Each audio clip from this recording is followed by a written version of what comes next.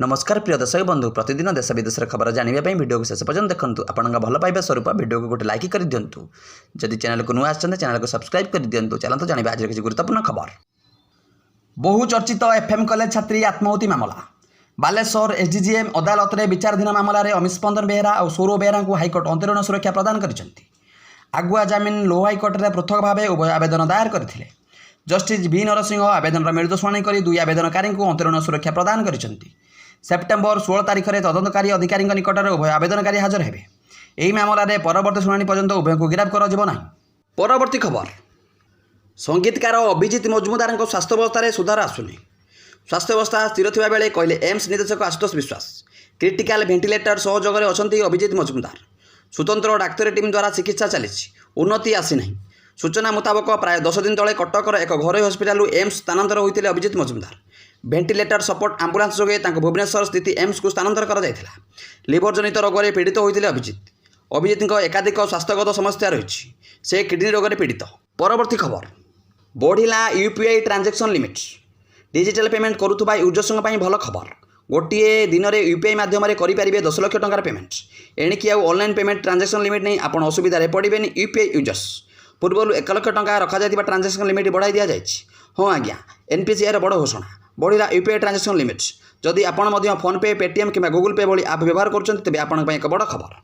परवर्ती खबर बॉलीवुड अभिनेत्री दिशा पटानी घर आगे फुटिला गुली। दिशा उत्तर प्रदेश बरौली स्थित बासभवन आगे फायरिंग सोशल मीडिया धमक दि जाइथिବାର सूचना मिली। गतकाली विलंबित राति दुर्बृत्त एकाधिक फांका गुलीचालना करथिबा बेले गोल्ड ब्रार गैंग एभली कांड भिआई निज आड़ दाबी करिछि। दिशा साधु सत्तों अपमान करथिबा अभियोग आनिबा सह तांको ओ एथिरे जड़ित फिल्म इंडस्ट्री को सोशल मीडिया पोस्ट धमक दिया सूचना मिली। परवर्ती खबर भुवनेश्वर निखोज महिला ट्राफिक कनेस्टेबल फोटो जारी कला कमिशनरेट पुलिस। सप्ताह हेब निखोज होती महिला ट्राफिक कनेस्टेबल सुमनिता साहू। संपर्क में सूचना देले 25,000 टंकार पुरस्कार दिया जाए घोषणा कर कैपिटल थाना अंतर्गत सूर्यनगर निखोज होती सुमनिता। गत 6 तारीख निखोज हो जाता नहीं कैपिटल थाना रुजु होती मामला। परिवार लोकों अभियोग आधार में मामला रुजु कर तदंत कर पुलिस। परवर्ती खबर थरिला रूस 7.3 तीव्रतार भूकंप पर सुनामी पर सतर्क सूचना जारी। पुणी तलिरा रुषियार कामचकटा। जुलाई 30 में यही अंचल में भूमिकंपर प्रबल झटका अनुभूत होता बेले एवं पुणी कामचकटार 7.3 तीव्रतार भूकंप अनुभूत होती। भूकंप पर एवं भूकंप अनुभूत अंचल में सुनामी पर अलर्ट जारी कर जदि सुनामी आसे तेबे यह विनाश आणिब बोली विशेषज्ञ माने कहते। परवर्ती खबर पुणी ओडिशा आसिबे प्रधानमंत्री। आसंता 27 में ओडिशा आसपारती प्रधानमंत्री मोदी। 27 और 28 2 दिनिया ओडिया गस्तर आसवाक नहीं सूचना मिली। यही गस्त समय ब्रह्मपुर सरकारी कार्यक्रम में प्रधानमंत्री जोगदेवा कार्यक्रम रही। भुवनेश्वर विमानबंदर में प्रधानमंत्री ओह्लैवा पर सेठारु सीधा सड़क ब्रह्मपुर जीवे बोली पुलिस सूत्रରୁ जଣାपड़ी। परवर्ती खबर पिलांको आखिरे फेविक्विक अठा मारिदेवा घटनार नियागला बड़ एक्शन।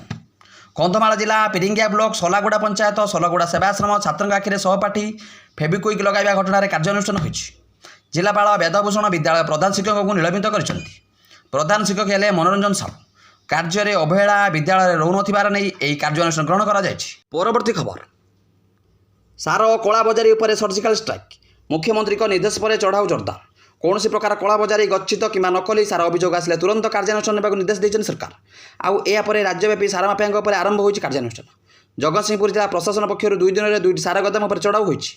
परवर्ती खबर एशिया कप 2025 में भारतीय क्रिकेट टीम द्वितीय मैच में पाकिस्तान को भेटिब। उभय दल ग्रुप ए रे अछंती एवं यह उभयों द्वितीय मैच। अधिनायक सूर्यकुमार यादव नेतृत्व में टीम इंडिया निजर प्रथम विकेट रे विजय होता। अन्य पक्षरे पाकिस्तान यार प्रथम मैच ओमान विपक्ष में खेली। एवं ग्रुपर 2 शक्तिशाली दल भारत और पाकिस्तान मुहांमुही हेबे। एक टूर्नामेंट में उभयों मध्य 3 थर मुकाबला हो पारे एवं यह हूँ प्रथम मुकाबला।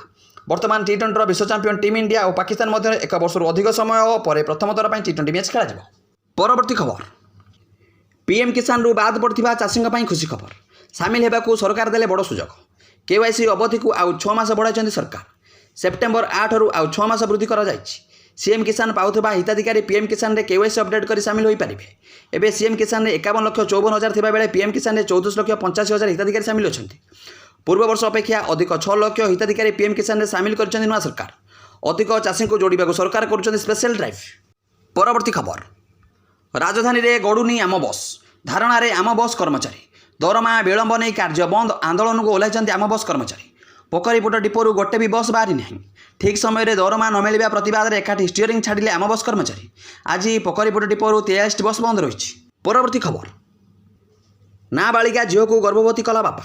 ଏଭଳି ଅଭାବନୀୟ ଘଟଣା ଦେଖିବାକୁ ମିଳିଛି ଢେଙ୍କାନାଳ ଜିଲ୍ଲା କଙ୍କଡ଼ାହାଡ଼ ଥାନା ଅଞ୍ଚଳରେ।